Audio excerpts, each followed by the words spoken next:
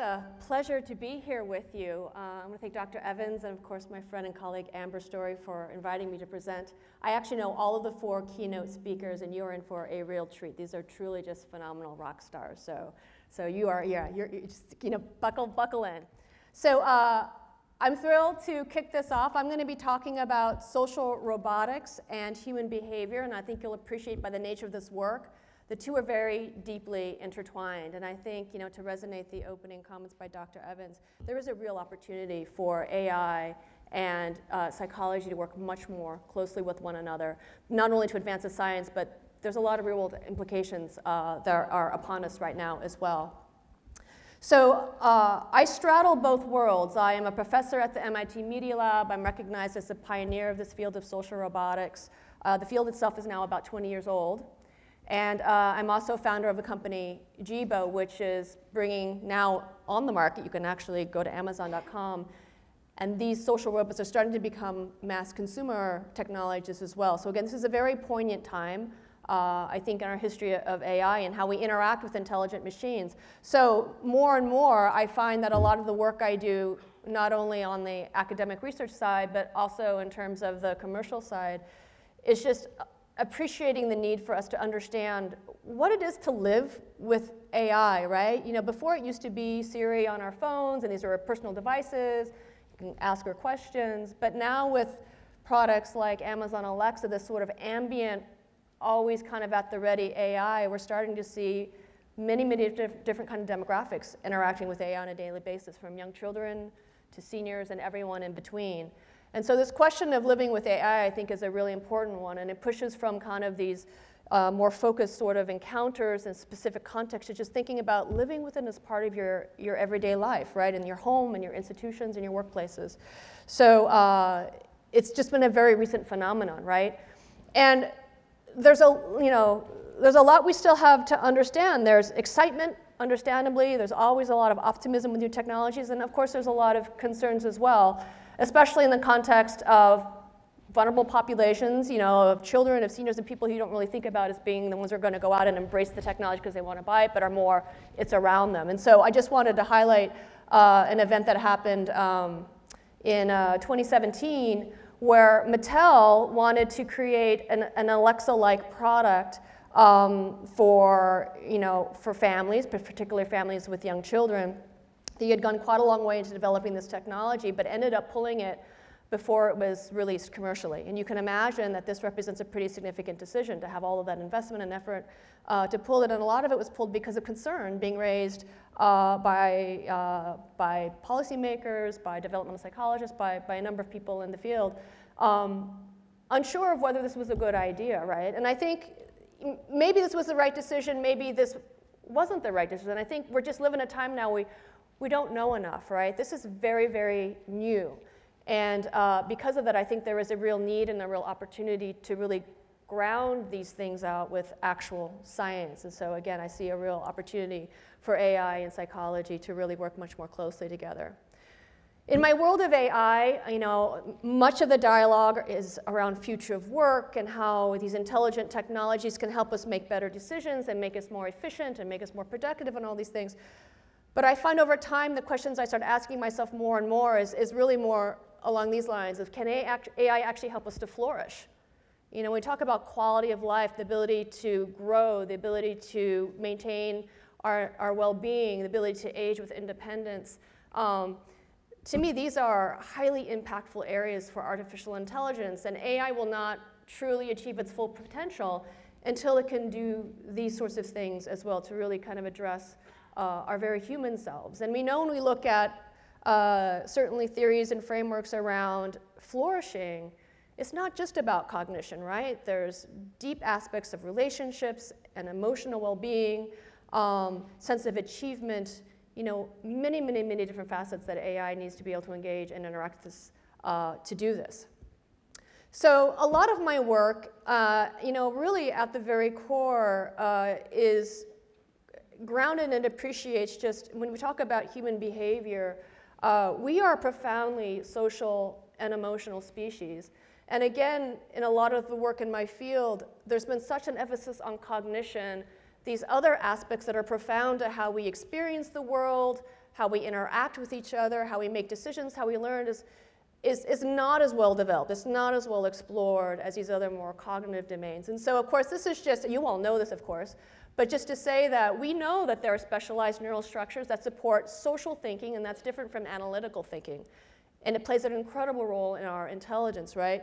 We know that our ability to collaborate with one another is, our kind of intelligence superpower, so to speak, when we look across all the different species, our ability to empathize, our ability to infer the mental states of others. These are phenomenal accomplishments, when you think about what the human mind is able to achieve. And as with so much, I think, of AI, when something is so effortless for us because we've evolved to do these things so exceptionally well, we tend to take them for granted. And so we don't think of this being hard computational problems, but any of these are very hard computational problems for a machine to be able to. And it's actually, it continues to be quite humbling to try to create machines that can engage in this dance with us, so to speak, with our level of sophistication and nuance. We also know that emotion is embodied, right? So we experience emotion, throughout our entire body, through our skin, our heart rate, all of these other signals that can also give us, insights into what's going on deep within our limbic system and our brains. There's exciting new technologies coming out, wearable technologies to help us give insights into our emotional selves and how that can be used to potentially engage and treat symptoms around things like depression and so forth. So a lot of excitement happening here. And of course we know that it's not just our brains in our bodies, but we are socially situated in the world of others, in this physical world. And we can influence each other on these dimensions. And so a lot of the work that I'll be presenting today is really exploring, so what happens if one of those others is a robot, is a physical, non-human other, but engages those parts of our thinking and understanding, right? So this again, is still, to this day, I think, relatively unexplored aspects of artificial intelligence. So through all of these 20 years of work that I have done, that people in my field have done all over the world, I think one of the deeper appreciations we're gaining over time and deeper insights, of course, is that if you can design a technology that can really engage and support people across a more holistic experience, not just the analytical side of ourselves, but our social, emotional, and even physical selves, the more we as human beings can invest in that interaction and that experience, and often that allows us to be even more successful or impactful than if we don't address a more holistic experience. And I guess when you say it, that's not surprising, but that has never been kind of a foregone conclusion, right? It's always been more about the cognitive side that matters. So a lot of the highlights of research that I'm going to be presenting today will be fleshing out this picture for you. And I recognize it's 6:30, we've had some good food, we've had some good drinks. I want to keep this lightweight and fun and hopefully stimulating and thought-provoking for you. So you're going to see a lot of videos of robots, and I'm going to highlight a number of findings, but I'm not going to go deep into the details for you this evening. Just again, to kind of keep it at a good, fast pace. So, this is just to give you a sense, when I talk about this social, emotional, physical, cognitive, interpersonal kind of space, we've been working a lot with children in particular, but people of all demographics. But I think as you watch these videos, you can appreciate there's a deep social psychology going on here, right? There's perspective taking, there's empathizing, there's sharing attention, there's this physical kind of relating that, again, is just very different when we think about how we interact with computers and our flat screen devices. So this is a technology that just engages us in a different way. And often we see this joyfulness and this delight that almost comes from this sort of companion animal-like experience of these kinds of technologies, at least when they're designed in this particular kind of framing of kind of a companion-like but smart pet-like other, which is a lot of the philosophy we've applied to our work over time. So, but it's not just for kids, and so I wanted to show this video. So I mentioned that social robots like Jibo are starting to come onto the market, and so people are starting to bring Jibo into different contexts and just exploring to see what happens. And I thought this was such a thought-provoking piece that was shot in San Francisco on a newscast. Well, despite, or maybe because of technology and social media, life in the 21st century can be isolating, sometimes lonely for people. That's especially true with the elderly. But Chron 4's Maureen Kelly discovered that some who are in assisted living communities here in the Bay Area are finding camaraderie and fellowship through robots. Hey, Jibo, can you dance? Let me put on my dancing shoes. Wow. That was wonderful. A resident of the Alma Via Assisted Living Community in San Francisco is meeting a new regular visitor here. It's a robot called Jibo that's being used as part of a pilot project among the several Bay Area facilities run by Elder Care Alliance. In addition to dancing, it can play the radio on request, snap photographs, Oh, that's a beautiful picture. tell jokes, What did the snail say when he was riding on the turtle's back? Wee. and react to the human touch. It purrs when petted. He also often has some quirky responses to questions. Hey Jibo, what are you? I am a robot, but I'm not just a machine. I have a heart. Well, not a real heart, but feelings. Well, not real feelings. You know what I mean. Erin Partridge, a researcher and art therapist with Elder Care Alliance, takes Jibo with her when she meets with the seniors. She says this is not a case of caretakers being replaced by automation. Instead, they're using this cute piece of technology to encourage their residents to connect with each other, despite some needing different levels of care. So when we have something that all of us are experiencing all together, maybe for the first time, right, meeting a robot, we've got a focus point where we can all meet right here in this moment and have an interaction, then it breaks that down, right? And it doesn't matter that this person has dementia or this person maybe has Parkinson's and has some trouble talking. We're all meeting together as humans and robots. Can you see him? He's wiggling his fanny. Jibo inspired some giggles and guffaws amongst this group here. When you get this age, you should be able to laugh more and more. What it does, it brings that out of us. That's part of the miracle of it. And that's part of the miracle of living as far as that goes. Well, Jibo. So, yeah, so I think, again, this just gives a sense, I think, of the opportunity of this very different kind of technology. So, you know, Jibo is a primordial kind of first of its kind sort of product, and of course there's a fair amount of research preceding that, and there's a long way to go, right, before we kind of fulfill the vision of this intelligent other that's a helpful companion in the home.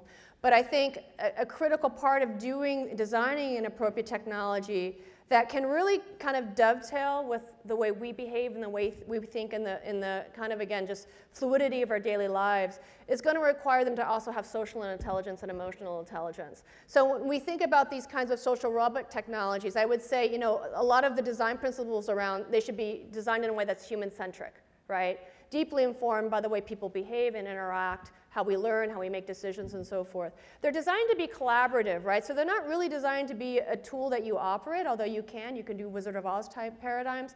But they are designed to interact with you as a social other, as a partner, and there's a lot of great AI and hard problems in designing collaborative systems. And then they are bridging into this interpersonal dimension, right? So it's more about face-to-face engagement versus kind of abstracted engagement. And there's a lot of fascinating human behavior and potential benefits when a technology can engage someone on this interpersonal dimension they'll talk about. So when we think about social emotive AI, I mean, a lot of it overlaps with kind of classic AI in terms of, you know, you need systems that can perceive people, but now it's about not just perceiving what people are doing, but their emotional cues, their social cues as well, their nonverbal behavior.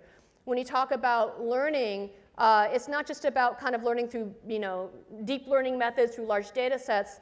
A lot of it is also around active learning, you know, or as you appreciate that teaching and learning is a collaboration, where the teacher may be guiding the learner's exploration, and the learner is giving feedback as to what they understand to guide the subsequent teaching, right? So it's a coupled collaborative system. When we talk about expression, one of the key things about how we express is that we're conveying what's going inside our minds, right? It allows us to be able to infer what the other person is attending to, what they're likely to be able to do, so we are better able to anticipate and coordinate our actions with theirs. So the expressive behaviors is very important. And then there's a lot of interesting AI and psychology around how do you build that sense of rapport, right? How do you build this relationship where it's not just about this transactional interaction, but something that can actually grow and build over time? So, you know, this obviously is a social robot. I would say this is also a social robot, right? People tend to think about social robots as just these kind of small desktop robots, but actually this is a manufacturing robot that's designed to work shoulder to shoulder with a person on a collaborative task. You'll notice they even put a face on the robot because it was important to send those cues of attention to coordinate the joint activity, right? So social robotics is a feature, it's a capability that can be applied to any kind of robot out there. You know, so we want to try to design robots or machines like this, right? Something that can really dance with us, that can intuit, that can respond to us in a way that really supports our human experience and supports our humanity. And I think one of the things that the field has been able to show is that these social robots can actually be a really intriguing tool to actually do science, to actually try to understand something about human behavior. So, you know, a lot of the work in the field follows this sort of paradigm. So in this case, for instance, we wanted to design a robot that could engage and learn with the child like a playful learning companion. So the question, of course, is, well, how do children interact? And this is in a particular storytelling context. And we observe these behaviors, we capture them, we annotate the data, and then we try to computationally model these skills. So this is a particular back-channeling behavior. How is it that a robot can behave as an engaged other, an attentive, friendly other? And then we can actually kind of put those computational models through the real acid tests by putting them in a physical robot in the same kind of physical context with a child, for instance, and see, do those models actually hold water, right? How do they perform in the context of the human behavior you were trying to emulate? So this is just a quick video kind of showing this in process. So we recruited many, many children from the Boston Public Schools, engaged them in a collaborative storytelling task, where one child will tell the story and the other child will be an attentive listener, and then they switch roles, and we do this again and again and again. Capture a ton of data, what's spoken, the nonverbal cues. We're using technologies like Affectiva to track facial expressions, technology to track body pose. We apply computational methods like POMDPs to start to try to model these behaviors, and then we test them, right? We put them in context. So, and then we look and see what's the impact on children's behavior. So for instance, in this study, what we found is when you had a robot that actually engaged in this back-channeling behavior, children were more likely to look at the robot that exhibit this contingency in the back-channeling behavior, and they told longer stories. For instance, they were more engaged in the storytelling activity than one that was just as expressive but didn't have this back-channeling behavior. So again, there's a lot of science that we can do to try to get down to specifics, right? You could never tell a child, for instance, to modify your behavior in a very specific way and then run a randomized controlled trial on that. So these robots become a really intriguing way to be able to carefully control these cues as well in order to try to get to, like, what are the specific behaviors that really matter? What are the specific interactions that really matter?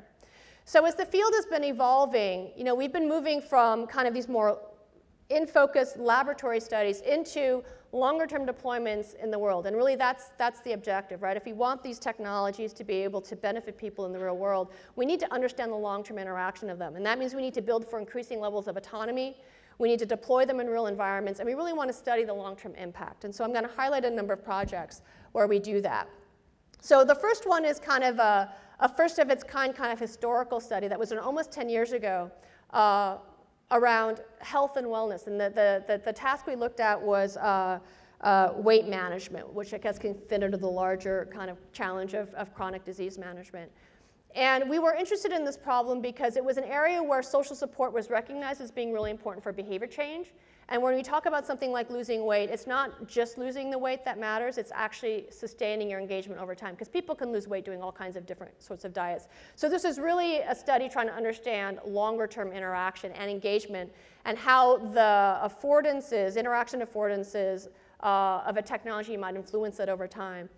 It's also a case in a lot of the work that we do where this isn't about replacing people. This is really about complementing, extending people. So in many, many of the domains we look at, there's this recognized gap of growing demand to our professional ability to meet that demand. It's, you know, getting worse and worse over time. So the question is, how can you apply technology to help close that gap in a way that can amplify and extend the human services that we already provide? And when we engage stakeholders, doctors, teachers in this process, everyone understands the potential benefit of technology when it's designed in a way to empower them to do their jobs better. So this is an evolution of social robots that have been really applied to this in-home kind of behavioral change context. It started with this robot, Autumn, at the MIT Media Lab that I'll talk about today. And then it became a commercial product from the PhD student Corey Kidd, and now he has another company, Catalea Health, with Mabu. So again, this is another social robot example that's been a journey in the making, but it's really around patient engagement in the home. So when we started this work, we wanted to collaborate with a clinician who worked very closely with her patients in the area of weight management to really understand what was she doing, what kind of dialogues was she having, what were the kinds of activities that she would do to engage with her patients, to understand how could we model that in a robot. So we looked at aspects of the working alliance over time. What were the dialogue tactics that she would use in order to build that working alliance with her patients? We looked at ways of, if you had a robot in the home, how could you actually measure the quality of that working alliance over time? There's a standardized measure called the Working Alliance Inventory, and we did this technique where we took just a couple of those questions from the Working Alliance Inventory and asked the people those questions every day, just a couple, in order to get kind of a pulse on how is the working alliance going. And depending on how well that alliance was, if it was breaking down, the robot would engage in other kinds of behaviors to repair the working alliance, to reinforce the team, to reinforce the goals and the shared sense of how they can work together to achieve those goals. If the relationship was doing fine, then the robot would continue to make recommendations and engage patients in terms of making their process of gathering their data around how much they walked and their exercise, but also just motivating them as well. So really engaging them as a personal coach in the context of the home and applying models of behavior change to that. So I'm going to show a quick video of the robot. This is Autumn. Hi, my name is Autumn. I'm a personal weight loss coach. I will help you lose weight and keep it off forever. Autumn makes it easy to stick with a diet. It's easy because I'm here every day for support. She didn't need a new diet. She needed my help to stick with it. Autumn is the most effective weight loss technique we've tested. Autumn kept me motivated and it's quite simple to use. Autumn combines the best of what we do in the clinic with the support of having a coach at home every day. With my daily support, I help you reach your goals and keep the weight off. Thanks. She creates an emotional bond that helps you not only lose, but more importantly, keep off the weight.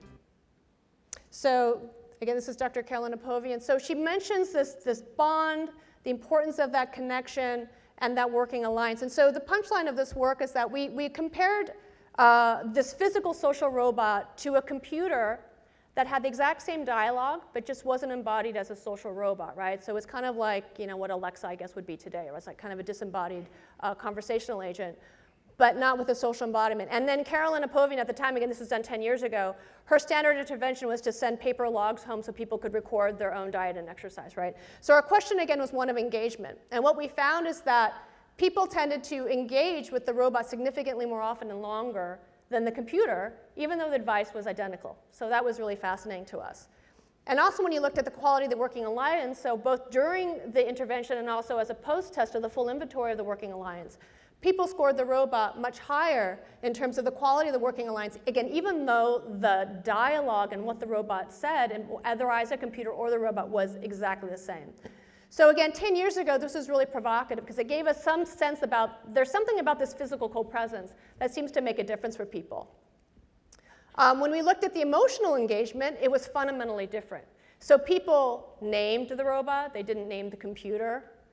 They dressed the robot, as you could see, they actually really did that. They personalized him. And then even on a number of the cases when we wanted to bring the robot home, to pick them up from the people's homes, they would come out and say goodbye to the robot. So again, this notion of kind of the robot as social other, as a companion, as someone who really kind of fit into the family was a sentiment that was echoed quite a lot, right? And this notion of almost a social accountability. With the robot, I wanted to be good, right? So again, it's this social engagement, which is different with the physical co-present robot than with the computer. We've been continuing to push work in this kind of spirit of trying to understand the physical versus other embodiments and other kinds of application.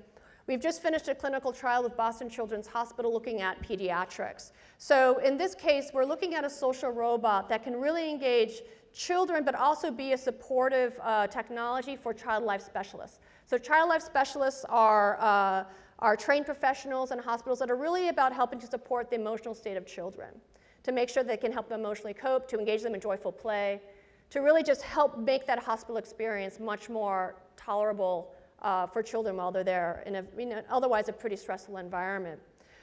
So we designed a robot called the Huggable.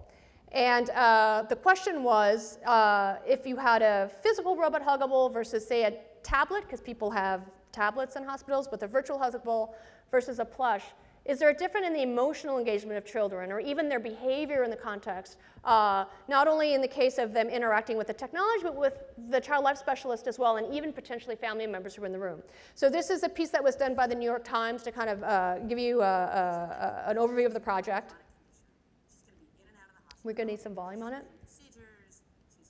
Doctor's visits. She's missing so this is Dr. Deidre Logan. She's one of the clinicians we work with. A normal kid her age is doing. And what we want to offer kids like that is just one more way of helping them to feel okay where they are in what's otherwise a really stressful experience.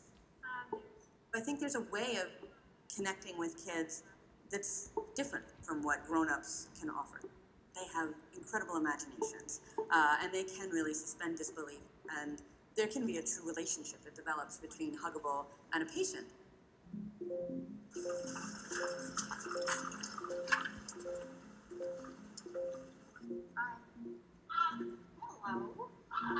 So in this case, we have a teleoperated robot. This is a Wizard of Oz paradigm. We have another child life specialist who is basically being the Huggable, while you have a child life specialist in the room.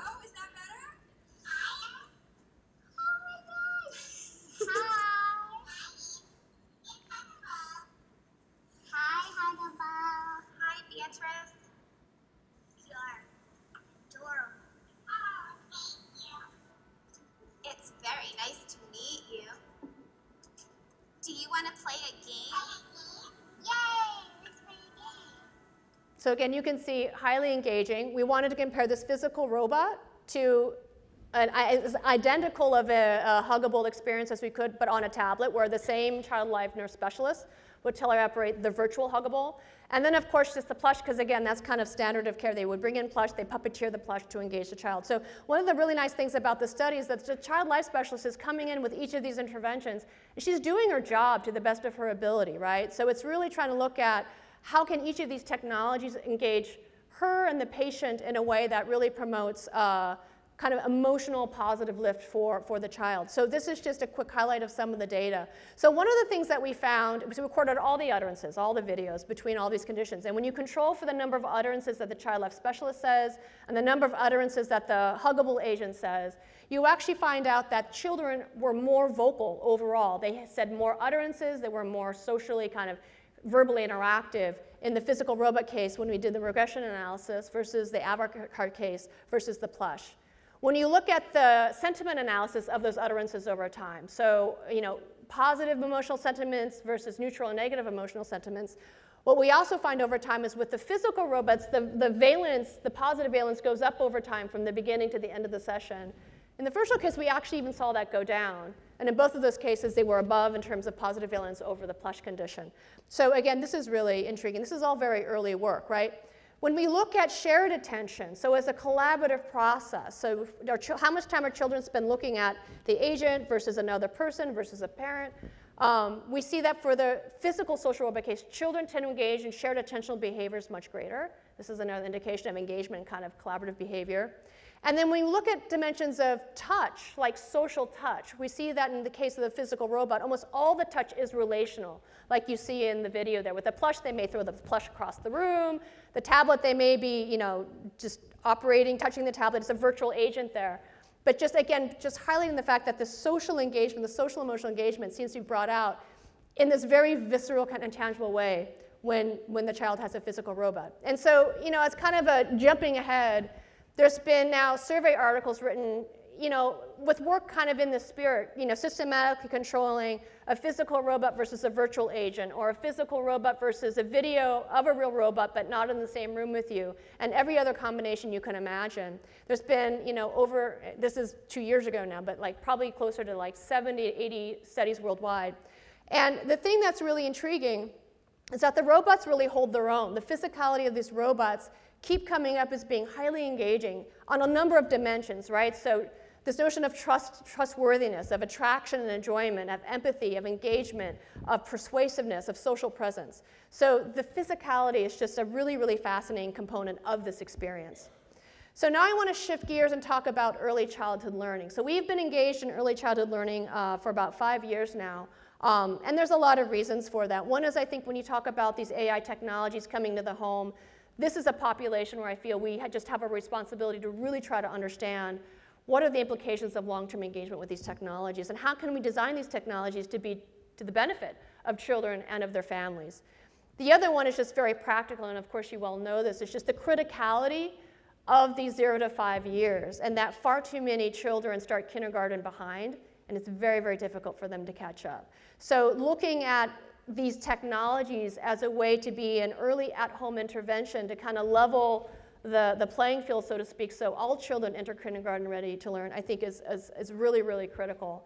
And through these technologies, they could be designed potentially in a highly scalable, affordable way, and through science and through iteration, a highly effective way, right? So that's the goal, that's the dream. So when you design a social robot, you could design it to interact with people in any number of ways. And I would say in the field of AI, the agent tends to be modeled after the teacher as the expert. But when we look at especially how young children learn through play, we were actually really intrigued about what if the robot was actually designed to interact more like a peer-like companion, more like a social other. Because when you see two children learn together, there are moments when you may know more than your friend, and you can learn things by actually teaching another, right? There are times when your friend may know more than you and they can help guide your exploration and learning. And there's sometimes you just got to figure it out together, right? So it felt to be a very fluid, fascinating interaction paradigm that we wanted to understand. And it's not only that children learn a lot of kind of, knowledge and skills from one another, there's also all of these other attributes that we keep talking about, right? Friendliness, rapport, trust, all of these things are communicated through this kind of interpersonal dynamic between children and social others, and it turns out even if that social other is a robot. So I want to talk a little bit now about longitudinal deployments, right? Thinking about from weeks to months. So this is a 3-month deployment. In the world of social robotics, this is considered a long deployment. I guess from the commercial sense, I mean, Jibo has been out there longer than this, but in terms of an actual study, this is considered a long-term deployment. We clearly want to get longer and longer. But it's very intriguing to see even the impact you can see after a weekly session with a social robot over a period of 3 months. And we explicitly go out to Boston Public Schools where we recruit and work with students from schools with high ESL populations. So we're really trying to work with those students. We're really trying to help. So again, I'm just trying to keep this lightweight for you. But this is a video of a typical encounter.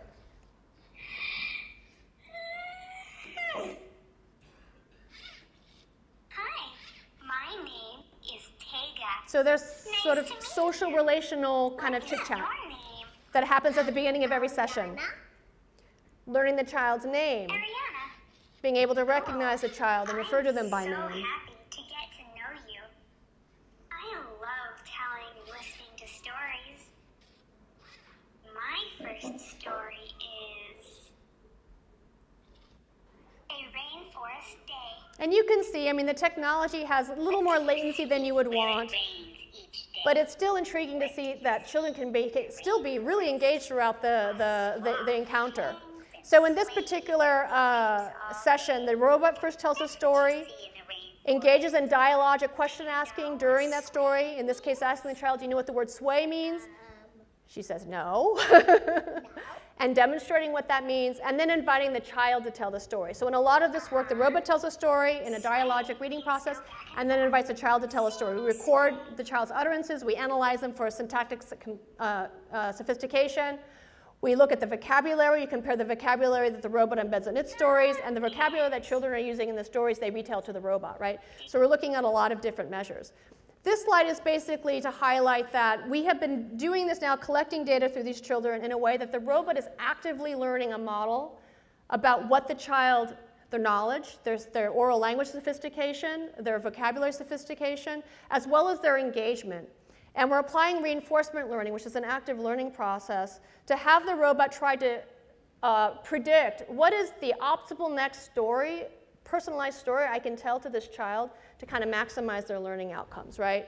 So this is from the end of the 3-month session. The far, I guess on your left diagram there, is basically that checkered pattern basically means that the policies that are being learned per child are quite different, right? So there's definitely personalization going on in these models. The policies are different between the different children. The middle plot is showing the first time a child demonstrates a new oral language syntax structure from a personalized robot in red to a robot that follows a fixed curriculum, a non-personalized robot. So children are demonstrating new syntactic structures faster with the personalized robot. And when you look at the vocabulary, the embedded vocabulary in pre-post, children are learning more vocabulary with the personalized robot than the non-personalized robot. So again, this is an intriguing finding just to show that the personalization, the learning with children over time, adapting over time, is starting to show some real positive outcomes for our children this young. The next thing I want to touch on is, again, this kind of emotional aspect.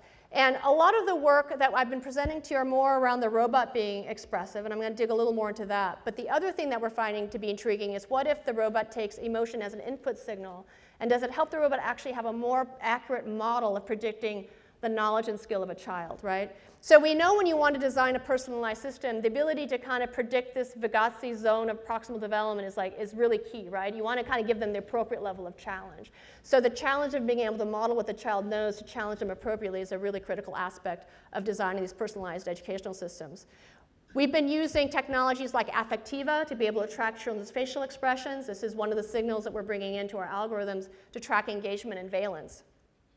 One of the things that we've been finding, which is really interesting, is when a child is doing an activity, there's often a tablet that has an interactive storybook in these contexts. When they do an activity with a social robot versus when they just do the tablet by themselves, what we're seeing is that children tend to be more overtly expressive in the presence of the social robot. The social robot is emotively expressive. It tends to amplify their emotive expression. And that's really interesting because it makes it easier to detect those valence affective signals, right? So we looked at a traditional algorithm, Bayesian knowledge tracing, which is used often in the educational kind of intelligent tutoring systems literature to model knowledge states, capability states of students. So in this case, we developed a Bayesian knowledge tracing algorithm to track the number of times a child will identify the first letter correct of a target word, the last letter, the length of the word, and the number of syllables. And the punchline here is we compared it to two systems. One was traditional Bayesian knowledge tracing, and one where we incorporated the child's facial expressions, the emotional valence and engagement as part of that process. And we could actually show that the system was more accurate in predicting this sort of more pragmatic, practical knowledge in terms of the models here than when it didn't have the emotional signal, didn't have the valence, right? So again, this is some of the first work showing that even emotion as an input can help these systems more accurately predict student knowledge and performance. So that's very, very intriguing. The other aspect here that we looked at is also, what about the impact of the emotional expression of a robot, right?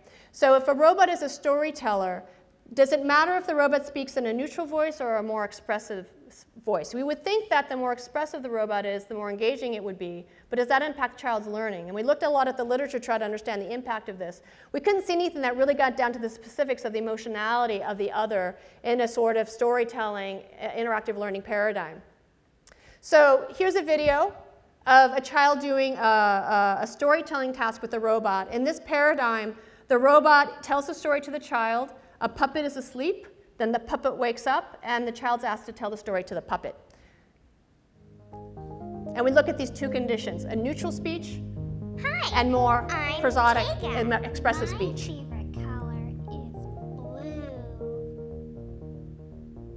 My favorite color is blue.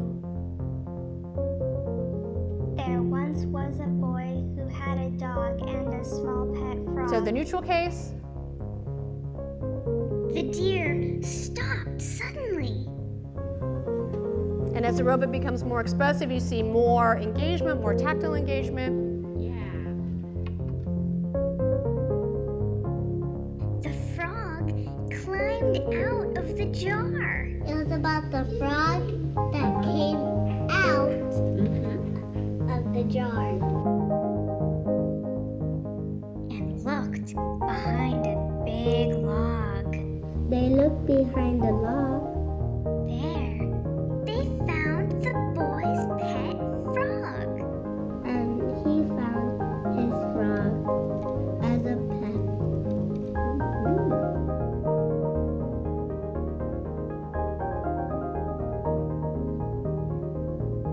So we see this really interesting phenomenon, which is the more expressive the robot is, the more children model the robot's behavior. So in the case of that video, we're finding when the robot used the expressive voice, when children retold the stories, they tended to use more of the phrases that the robot actually used when it told the story.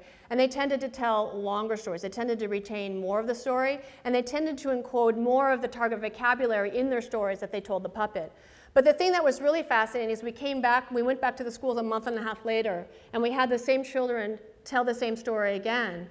And what we found is that in the more expressive robot case, children tended to still tell longer stories, encode more of the robot's phrasing in the higher expressive case, and they retained more of the vocabulary. So the stickiness, the engagement of it seemed to persist longer over time, which is really, really fascinating. So this modeling phenomenon we see again and again and again. You've seen it again and again in these videos. We've seen it in behavior. We've seen it in learning. So then we started thinking, well, so we learn all kinds of things one another, things like attitudes, right? So what if a child actually plays a challenging game with a robot that exhibits, say, a growth mindset versus a neutral mindset? Do we see social modeling of that where children start to then exhibit a growth mindset more over time? So we know that from the Carol Dweck's literature, a lot of mindset is established based on how we talk to our children, right? If we praise them for being smart versus we praise them for their effort, right? And so the question here is, what if it's a robot, right? Will children be able to, will they engage, will they be influenced by a robot who can, again, exhibit a certain kind of mindset as they play challenging games with the children? So here's a quick video. This is a growth mindset condition. So the child and the robot play a tangram puzzle game together. First, the robot plays the game. The child sees how the robot chooses more challenging puzzles. The child sees how the robot deals with challenge and failure itself. And based on how the robot talks about the importance of effort, the importance of even if they fail, it's okay because you try hard, and that's how you learn and improve. Never gave up, even when it was hard. Oh. You were next. And then the child plays the game. And the robot can track all of these states based on the tablet. It actually has a model of how to solve the tangram puzzle. So it's actually authentically solving the tangram puzzles on its own. And based on the child's struggle, based on the child's perseverance, the robot is making either, again, growth mindset comments or more factual comments in the case of a neutral mindset. And so here's what we found. So we did pre-post testing on mindset.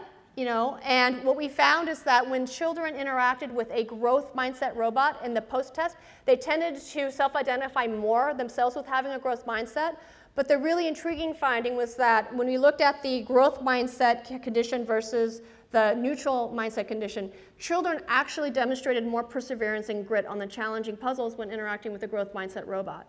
So again, this is just provocative findings to think about a different kind of engagement with the technology that models that children, in a way that can kind of pull children along a developmental trajectory you'd like to see them do, not only in terms of knowledge and skills, potentially in attitudes towards learning that, of course, is going to serve them well through their entire life. So again, this is all early stage stuff, but it all points to kind of a very, very intriguing opportunity here around these socially, emotionally interactive technologies. So, what's the punchline here? I mean, in a lot of ways I talk about this is where high-touch engagement meets high technology, right? When we think about our AI technologies today, they're very transactional. Even if they have a spoken language interface, it's kind of command control. You ask a question, it responds.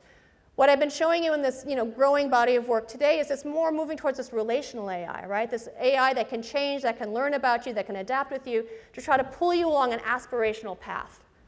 And by doing that, it's really engaging these social and emotional mechanisms of how we experience and learn and understand the world.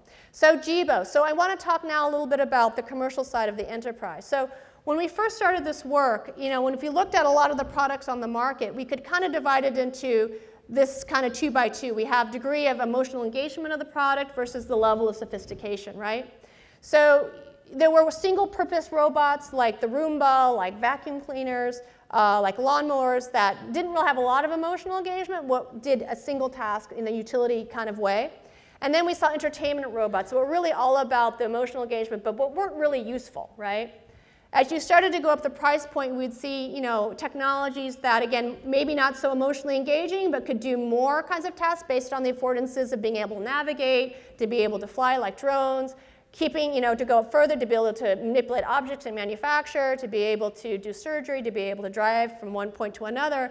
But nothing was in this upper right. And a lot of the work that the study of the field of social robotics, I think one of the punchlines is that it's not about the physical capability of the machine. It's really this model of humanized engagement, right? It's that if you can engage people more deeply around the content, whether it's educational content or health content or whatever, potentially the more successful people could be with that content.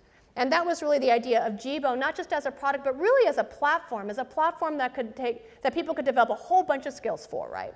So when we look at Jibo, then it really is designed to be exactly that. There's the skills that you saw before in the video, but there are toolkits by which anyone can also create skills and abilities for robots. And so I think for psychologists, whether it's in the research community or whether it's in a commercial context, these technologies are now starting to become available at a very affordable price point that you can start to take these technologies and apply them to your science, apply them to your applications in a way that's very exciting that hasn't happened before. With Jibo also, you know, as a social robot based on a lot of the research I've talked to you about, we talk about these 4 Ps, you know, so there's the personalization of the robot, the ability to learn over time, to be able to adapt, that's really key to longer term engagement. The personality and the interpersonal dynamics with the technology is an important differentiating attribute versus other technologies out there. The fact that Jibo can initiate and be proactive is really interesting. We've been doing a lot of interviews with people who own other devices like Echoes and so forth, and they say things like, I don't really want my Amazon to proactively engage me in a conversation, but I actually expect it from something like Jibo. And this proactively becomes a really intriguing thing when you talk about behavior change, kind of nudges that help people go along a path towards greater adherence, for instance. So proactivity is something we're finding to be really, really interesting on a platform like Jibo. And then the purpose really speaks to what is the goal, what is the objective, what is the benefit we want to design these robots to be able to achieve. And I've given you some examples of those today, but there's many, many, many more, right? So tools and toolkits, I think, is a critical enabling technology to be able to make this, of course, become a part of everyday life and really be able to be tailored and to expand its functionality to help many, many different kinds of people in many, many different contexts. When I think about, you know, it's interesting that Jibo was on the cover of Modern Psychology. I think there's an appreciation that this is a new technology that we really do need to understand as well. And that notion of a technology that lives with you as part of your daily life, that's always on, that's always animate, that's not just kind of a device on your countertop, but is always kind of looking around and engaging you, almost like a companion-like pet, is something that's really quite different and that we need to understand. And then when I think about the bigger opportunity and the kind of the history of these technologies and intelligent devices we've created over time, to date, so many of them, I think, really fall under the paradigm of this useful tool, right? And it's really been about the democratization of access to information, to networks, to social networks, and things like that. But the technology has fundamentally been a tool. But in this talk, I've talked about a lot of these other domains of really significant importance to society. So the ability to educate, the ability to stay healthy, to age in place. But then even when we talk about shorter-term encounters like retail and hospitality, the opportunity for this interpersonal engagement that attracts people, that sustains this kind of humanistic engagement is something that is quite different. That's that high-touch engagement. And the big opportunity, I think, is leveraging that with the personalization to think about creating and democratizing technologies that provide, you know, scalable, affordable, personalized service and support for people of all ages, right? So not everyone can afford to have a personal coach at home or a personal tutor at home. But with these kinds of technologies, this is possible. This is possible. So again, this is the vision, I think, of how to really help AI really truly benefit everyone and not just the few. And I think the other side of that is providing the tools by which everyone can create these solutions and not just the few. So I'm going to end with one of my favorite quotes, which is, in a world of intelligent machines, humanity is the killer app. I totally believe that. And I will take questions. Thank you.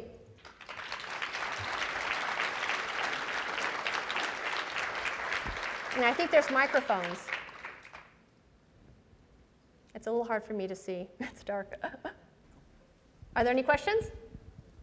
We have one here. If you can wait for the microphone.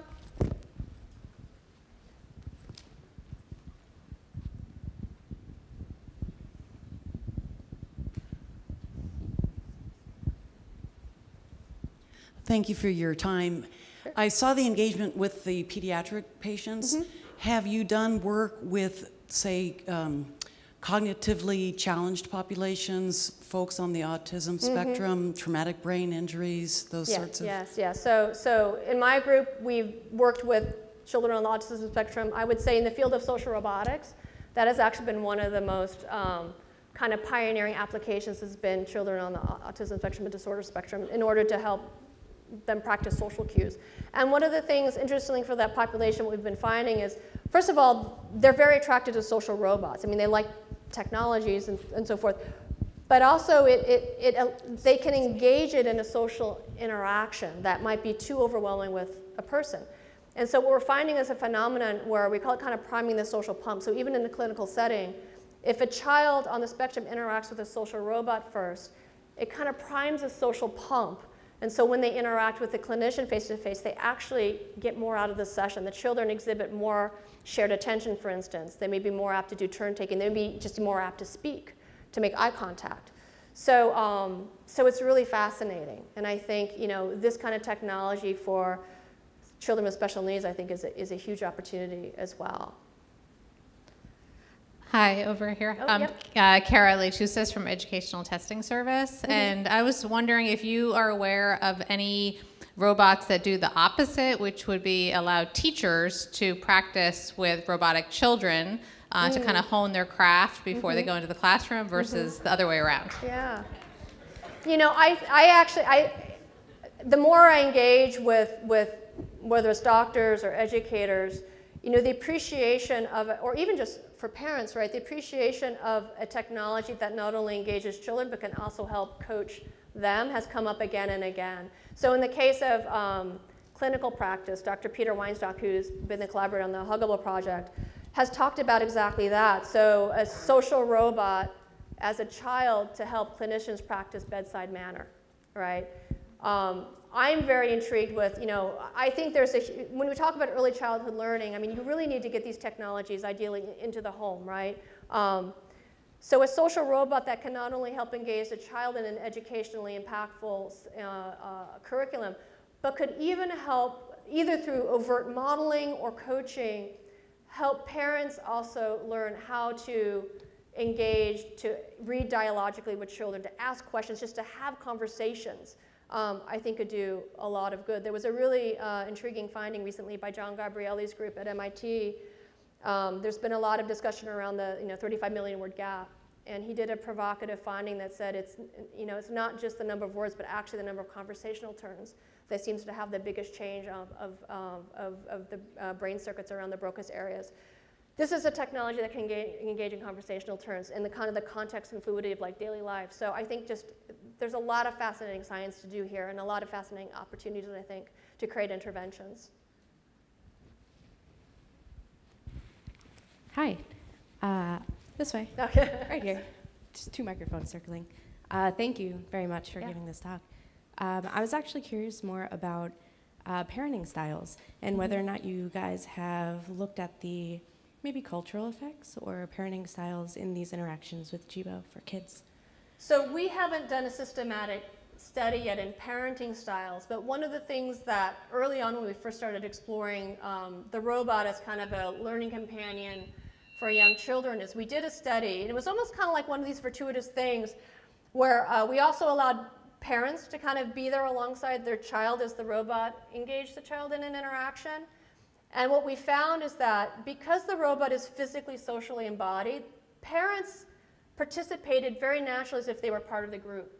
And as opposed to like what happens, I think, in so many ways parents talk about, you know, the iPad comes out and the child's attention's on that and they're kind of like, feel like they're kind of pushed out. What we saw in this, you know, this kind of very provocative early study was that parents were able to provide all the scaffolding acts that you would hope that they would, right? They would draw attention, they would point out, you know, here's what the robot's doing, why do you think the robot feels that, let's try that. So they just felt socially included in a really participatory way, that it's just a very different dynamic than we see with a lot of other technologies in the home. So I think that again is just kind of like a glimmer of like what the potential could be. And you know, for me personally, I think a lot of the other work I want to start looking now when we bring these technologies in the home is not only thinking again about the child, but also thinking about the parents as well. And how can the presence of a social robot like this just foster a better learning environment overall, whether it's because of helping to coach or modify the child's behavior or the parents' engagement behavior as well. We just know parents have to be engaged in the right ways for it to really be effective. So it's, you know, we got to think about the holistic solution. You've got it. Hello, thank you. Ellen Land here in Washington, D.C. I was reminded when you were speaking about the factor of time, and I wonder about the interesting question of, as time progresses, do we as humans become more inured to something that is initially novel? And I'm just curious about what questions might occur to you as maintaining the freshness and the effectiveness of such an entity in the home, for instance. Absolutely, absolutely. So, I mean, I think some of the answers is exactly what you would expect, right? So, as we have found, when you want to engage even a child over a 3-month curriculum with these social robots, the activities need to keep changing, right? So the robot is the companion, the robot's the playmate, but the activities need to keep challenging the child and having a variability that they want to sustain the engagement. If, like, you know, no matter how engaging a single activity is over time, they'll get bored of it, right? So what we're finding is it's not so much an issue, perhaps, of them getting the novelty wearing off with the robot. It's more about, is the robot continuing to build engagement and activities that's of interest and relevance to the child? So I think that's really more of the design question. I think, you know, you got a little bit of a taste of it in some of those interactions where the robot is engaging in sort of relational tactics as well. So being able to recognize a child, identify them by name, remember what they've done in the past, talk about what they may do in the future. So these kind of relational, kind of team building dialogues. But then importantly, suitably challenging the child, right? So the activities themselves don't get boring. I think there's a long way to go, I think, in terms of really understanding, you know, going from, again, months to potentially years, right? Especially as children will grow and change dramatically during those times, and their interests will dramatically grow and change. So again, we're at the kind of, we're at the very beginning, really. We're at the very beginning of these kinds of questions. But I think the more that we do this work, the more I'm convinced this being able to really support these social and emotional aspects is going to be really key, because it's just how we want to engage with another, you know, as a sort of relationship, really. You know, it's like these social robots, people talk about again and again, they feel more like part of the group than part of the stuff. And I like to joke, you know, it's like you may upgrade your smartphone every 2 years when you can, but you never want to upgrade your puppy or your dog, right? There's something sustaining and enduring there. And there's a lot to be understood, I think, potentially about how you build and sustain those relationships through the process of trying to create a technology that can do it. I mean, there's just a lot of insights we get from human behaviors through the process. Hi there, thanks a lot for your insight. To build more on the relationship between, you know, the design of the systems and the relationships that we're trying to build, could you comment more generally on what you see as the balance between designing robotic systems that can fundamentally replicate human interaction in a very real way versus AI-based capabilities that might actually extend human ability, extend beyond these superhuman capabilities, and what is the balance between those two moving forward? Yeah, I mean, I think you're already seeing AI systems that are trying to do both and everything in between, right? So you're already seeing AI systems that can beat, you know, the world's best Go player, right?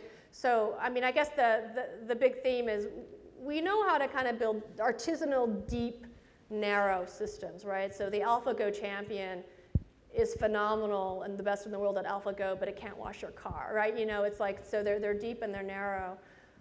These kinds of abilities that we're talking about, I would say, are kind of like, they're kind of the foundational in order to be able to engage people in this way, in this social emotional way, that you can try to pull them along some sort of beneficial trajectory, right? So these are, I call them kind of the table stakes, right? And the systems obviously are not exactly like people in that. And I think one of the intriguing things we're also finding is that it doesn't have to be exactly human to actually be interesting and impactful. There used to be, I think, maybe, you know, there is kind of this assumption that the more human-like in these capacities, the better or more effective it is. But what we're finding is that, you know, because these robots, and we intentionally designed them not to, obviously not to try to look human in any way, right? They're really almost designed to be, I call them kind of the Disney sidekick.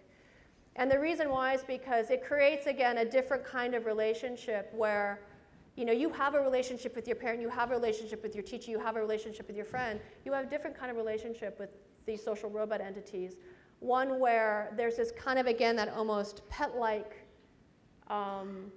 affinity, which I think encourages, especially when children are feeling vulnerable, to feel like they can try things, and if they make a mistake, it's okay. They're not being judged, right? And when we're actually doing a study right now, looking at these adaptive roles. We're actually explicitly looking in the case of what if the robot is an expert versus the robot is a novice versus there's an adaptive role where sometimes it knows and sometimes it doesn't. And this is, you know, this is kind of like just very much work in practice. But the thing that we're finding that's so fascinating is that when the robot always knows the answer, it's almost as if children stop really paying attention to what the robot's doing, even as it's explaining its reasoning, because they're kind of like, it's just always right. But when the robot makes mistakes with them and they play the game together, they start to pay attention a lot more. They're like, why did the robot make the decision? Oh, it was this reason. You know, so even, and what we're finding is as the robot verbalizes its thought process, children start to verbalize their thought process. So again, this sort of social modeling thing happens as well. So again, I guess that's just a long way to say that I actually think designing these social robots to not try to be too much like people is actually, has a lot of merit as well, right? And we're seeing a certain kind of engagement and a certain kind of affiliation that's made possible because of that, that I think can actually benefit a lot of people. But we will continue to see systems across the whole spectrum of super capabilities extending, you know, a lot of these decision support tools are meant to expand and extend our cognitive capacities, you know, you know, beyond what we could do otherwise, right? So we will continue to see AI serving all of those different roles and relationships in between. Okay, hi. Who has a mic? Okay. So you definitely highlighted a lot of the positive aspects of these interactions between the kids and the robots. So I was wondering if you can talk about some of the unintended negative consequences that we may see with these social robots. Yeah, so I would definitely say that, you know, with so much of any of these, you know, insights and phenomena we're seeing, it's always a dual edge, right? So we're seeing that this is a technology that can be particularly persuasive, right? And it can be persuasive in a way that really helps and acts in the best interest of people. But you can imagine somebody designing a system based on these principles that is trying to serve, say, a corporate interest instead of your own interest, right? So, you know, I think what's really critical in this time especially is to have the thoughtful dialogue and the best practices and the education of the populace about any of these kinds of technologies, any of these kinds of AIs. And I think, you know, I didn't talk about this work that also is happening in our lab, but we feel, you know, right now we live in a time where there's kind of a very small subset of people who know how to create these technologies. And, you know, AI is one of these technologies where, you know, it can either be used to close the divide or to exacerbate it, right? If only a narrow population is able to design solutions that matter to them, it's going to exacerbate the divide. So the question then becomes one of education and familiarity around AI itself. And so we have a whole other set of projects looking at at what age can you actually start to teach children about how machines think and actually empower them with tools of creation where they can build things with AI and grow up with the attitude that this is a technology that I can create with to empower myself to create solutions that have personal significance to me and the people I care about. So that's a whole other, I think, flip side. And again, that is also very new work. I mean, I can tell you I have conversations now where people assume you can't teach people about this stuff until they're in college. But I see it like math, right? You can design a curriculum and come up with the principles like early math and introduce them to the concepts in the right way and keep layering and layering, adding more sophistication over time. But it's a fascinating opportunity, and a lot of our work is about this, is just how do children think about AI? And at what ages are they able to understand different concepts? So I have a master's student who's looking at children are actually creating rule-based systems to play rock, paper, scissors. You know, you would never thought a child could program a machine to do that, but they can if you provide them with the right kinds of tools and intuitions. She's exposing them to principles, you know, we call it generative AI, and the activities around music, right? So a child will enter a piece of, you know, a simple tune, and through experimenting with the AI, they can discover the AI can take that and riff on it and do something that's different but related to theirs, right? So there's a whole fascinating psychology and science there, I think, about really trying to understand how do children think about machine intelligence and how does that help them reflect upon natural intelligence, right? I think, you know, we're in very, very early days of that too, but I will say that often when you do science, you know, you have kind of a surprising finding that kind of makes you kind of rethink everything. We did a study where we brought in parents and children into separate rooms, and we had them look at videos of an actual mouse solving a maze, so a natural intelligence solving a maze, a little robot solving a maze, and then they could teleoperate a robot to solve a maze, right? So natural intelligence, human intelligence, and robot intelligence. And we had parents and children do these activities completely separately. And what we found is the highest correlation of how parents or children would talk about the intelligence of these relative entities was based on like family relationships. That was the highest predictor. And so there's been so much work done 30 years ago about how children can think about AIs and machines and what they're capable of understanding. We just live in a fundamentally different time now. The way parents talk about AI, the way children are exposed to AI is fundamentally different now than it was 30 years ago. So I suspect we're going to see a lot of data now that is going to basically, you know, go counter to kind of the insights of when children would be able to think about certain kinds of concepts or how they think about machines and so forth, and animate and inanimate. I just think culture are in a very different place, and the dialogues that kids are having with their parents is in a very different place. So again, now we're trying to look at parent-child interactions and parent-child activities to learn about AI. Because it's, of course, not only important that children understand AI, but parents need to understand AI too, right? And we want to empower them with the tools to be able to create, again, customized AI experiences that are relevant to them in their homes and their communities. So that democratization, I think, of these technologies is super, super important and poignant right now. So again, even that is in very early stages. Thank you. Nick Bowman, West Virginia University, and thank you for sharing your expertise with us. This has been great. I really appreciated your discussion of these 4 dimensions of robotics, about emotional and cognitive and social and physical. My question is, can you maximize all 4 of those, or are there trade-offs, right? And I think it just very simply, when I'm in a really bad mood, it's hard to think through things. And in our lab, we've been working with this with gaming, and we're finding out that gamers, for example, will pay attention to the ludic dimensions of a game and solve it almost at the expense of feeling some of the emotional dimensions. I didn't know if you're finding any of those conflicts, or like, is there a confluence of these 4 forces to where they're not all maximized, but they balance out based on different end goals? I didn't know if you had any thoughts on that. Sure. Yeah. Well, so we haven't systematically studied that, but I think what you're saying will make sense, right? Depending on the activity and the challenge it presents to a person, you're going to get different levels of elevation of these kind of four areas, right? I think we can, you know, have that hypothesis, and I expect that we could go after and study it, and I wouldn't be surprised if that's what we actually do find out. It's really going to depend on the activity and the kind of mental, emotional, social demands of that task itself, right? I think the more that a task requires all of these things, you know, I think you're going to see these kinds of technologies potentially having more beneficial outcomes, you know, versus a task that's, say, purely cognitive. And there's a lot of tasks out there that are just purely cognitive, right? So I think it's really more of just appreciating, again, for me, the punchline here is just appreciating, designing these AIs in a way that have a deeper appreciation of a more holistic view of kind of human behavior and intelligence. Because again, in this field of AI that I'm in, it's pretty skewed. You know, and I think I'm probably just overly preaching to the choir of understanding how multifaceted we are, but in my world of kind of AI and robotics, it's a very skewed view of what intelligence is.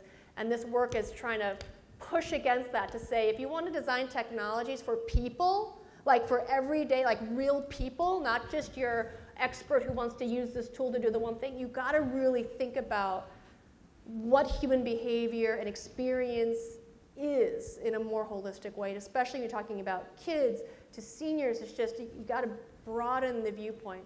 And so a lot of this work, it's pioneering because it's pushing it to kids typically younger than people who create AI systems are trying to address. There's a lot of work for colleges and high schools, but kids as young as this, it's very unusual, right? And again, part of the reason why we're doing this is because I feel it's critical to understand the impact of these systems on young learners, because these technologies are starting to come into the home. So there's just a lot that we do need to responsibly understand. And I think with any of these technologies, there's going to be tremendous opportunities to bring a lot of benefit, but you have to understand the flip side of that and being able to have, you know, dialogue and best practices so that people are educated. And my also intuition is that the more people understand and can build with these technologies, they'll also bring that intuition to it as well, right? So more ways of understanding and knowing through creating with it, interacting with it, experiencing it. I think all of these things are important to kind of create a society that's, you know, best able to take advantage of a technology that we already know is pervading so many aspects of our lives in a way that, again, is democratized. I think that's just so important. So you're over here. Hi. A childhood friend of mine was R2-D2, you know, and another influence was Kit from Knight Rider. Yeah. So these are my friends growing up. I had some human friends too, I promise. But you know, if you go to an HCI conference, there's many references to Minority Report and the full body interface and educational technology. Where I'm at, people refer to Neil Stephenson's The Diamond Age book. Of course. Easy question: has any science fiction influenced your work, and if so, what? Oh yeah, I think my first fascination and kind of love of robots came from Star Wars, not surprisingly, right? I mean, it's hard, you know, I have 3 kids right now, and it's hard for them to understand what a cultural phenomenon that movie was, right? It's kind of like, has there been a blockbuster like that? I mean, in like 20 years, it's like, we talk about people would stand in line for hours and see it like 20 times. It was so huge for us, and for them it's kind of like, there's just nothing that I think really compares to it. But the Diamond Age, absolutely. You know, I think on a lot of the educational technologies that we've been looking at, I mean, Neil Stephenson is always provocative. William Gibson, of course, is also very provocative. But, you know, I think so much of us in the field, we got started in it because of our fascination with science fiction and just the idea of being able to create a future that we want to live in, and understanding that technology is a way of amplifying your ability to do good in the world, right? I mean, you can do good in the world through your direct contacts with the people around you, but through technology you can really amplify that. So I think that's what really draws, certainly a lot of people in my field to it, is really thinking about how these technologies can be designed in a way that can really benefit a much broader segment of people who, you know, they need help. You know, they need help. We don't live in a society that's as equal, as fair as we'd like it to be, and we want to give everybody a sporting chance, you know. So hello. This will be the last question of the evening. I'm sorry. Oh, but she's been waiting. We got to make sure. Okay. I just want everybody know. Here. I want to take you to the other side of the population. Yes. As someone who has a parent that is beginning at early stage Alzheimer's, do you have something that works, a robot that works with them to help them with their short-term memory? Yeah, so I can tell you that there is growing research appreciation of how can we create technologies that can help people age with independence for as long as that makes sense, and how do you create technologies that support the care network of the child caregivers as well as the professionals and so forth. Memory is definitely a growing area of interest. So, you know, in some of the work that I've been doing, I mean, it's a related area, but PTSD is another area where people can suffer from memory loss. And so thinking about, this is where the productivity of these technologies are really interesting. So thinking about how these technologies can help people remember when we talk about Alzheimer's, already we've been seeing examples where the idea of being able to interact with another where you can ask the same question and they won't get irritated. I mean, it's like there's kind of like these interesting affordances again of this kind of almost companion. I call it like it's like your dog that just got a lot smarter and can do more. But there's something about that relationship that people see a lot of value in. And again, it's not ever to replace the human relationships. It's really kind of meant to either augment or extend, or just to kind of fill an opportunity niche that leads to just a better quality of life for individuals. So the work is ongoing, and I think within the AI community, there are conferences that are starting specifically around technology for aging. There's another conference series called Aging 2.0, which is, I'd say it's kind of more in the startup space, but very much appreciating that's a global juggernaut of a societal shift that we need to grapple with. And I would argue that technology clearly needs to be part of the solution, just because you need to be able to extend the gap. But it needs to be the right kind of technology. It needs to be designed in a way that supports our human values. And again, that's an opportunity for a lot of the science really to understand what are the impacts, the best practices that can inform the design principles of these technologies. Because even in we talked about children on the autism spectrum, huge variation, right? Huge variation in stages and capability. That remains a real challenge, but that's where potentially adaptation and personalization could play a critical role, right? Because we're not all one kind of turnkey solutions. We're all individuals. And the more that these technologies can be adaptive and responsive to that, I think the more effective they're going to be. So yeah, I mean, again, early days, but I think there's a lot of recognition that that's a very important domain. Worldwide, yeah. Thank you.